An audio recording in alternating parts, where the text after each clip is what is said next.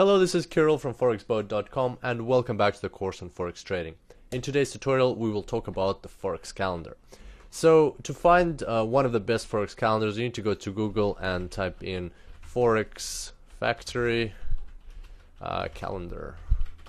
And as you can see, it brings up a calendar here, and we're going to open up that page. Forex Factory is a forum for Forex traders, and they also provide news and other cool stuff. Here you've got a calendar for the week where you can change your time period here if you want to, but by default it's set to the current week. And as you can see, the week started with Sunday. That was the previous Sunday, November the 30th. And for every day, well, Sunday's not really the best day to look at, so we'll start off with Monday because that's actually a working day. So for every day, they've got the news that's due in the world, like for example, Spanish manufacturing PMI, or net lending to individuals M/M, or a monetary base Y/Y, and a cash rate, and all of these, they are specific to a certain country.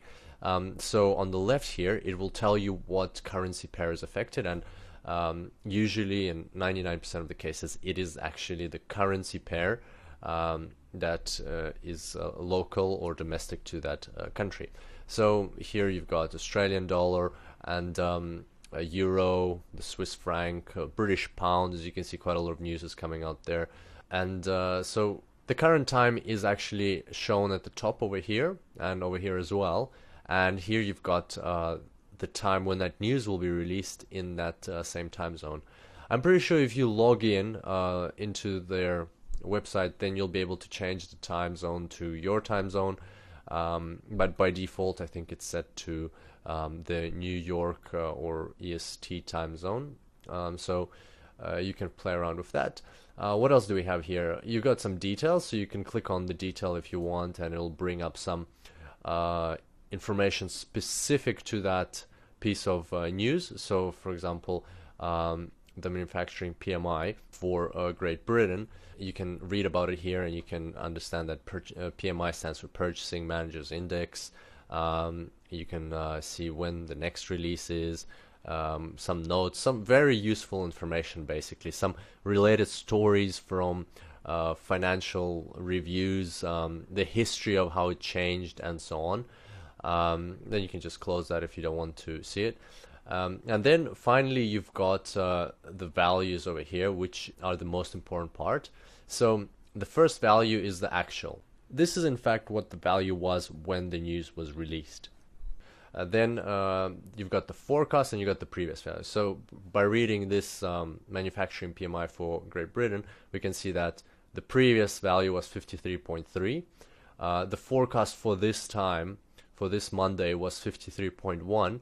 But when the time came and the news was released, it was actually 53.5. And that's why it's highlighted in green, meaning that this outcome was much more favorable than expected. For traders, that means that apparently the economy is doing well, and the British pound is probably going to grow. You have to kind of also gauge how this news affects your currency, and that you can see here under usual effects. So if actual is greater than forecast, it's good for currency. So in this case, it was good for the British pound dollar. Also, you can see that this news is highlighted with a red factory icon, meaning that the impact is a high impact, and therefore if you put all of this together, the outcome was more favorable than the forecast. It's good for the currency, it's a high impact, so probably the British pound dollar experienced a increase in value at this point in time when this news was released. So if you see something that's red, let's find a red one that's high impacts. Here's another one. So the British pound construction PMI was released on Tuesday, and the outcome was less than the forecast, so 59.4 versus 61.1. If you expand this, you'll see here that the actual, if actual is greater than forecast, it's good for currency. In our case, actual is less than forecast, so meaning it's bad for the British pound dollar. and we can see a red icon here, meaning that it's a high impact piece of news, meaning that the British pound probably would have lost value. It's not always that case. Sometimes things happen that you don't expect, but in most cases it does stay in line with the recommendations that are given on Forex Factory.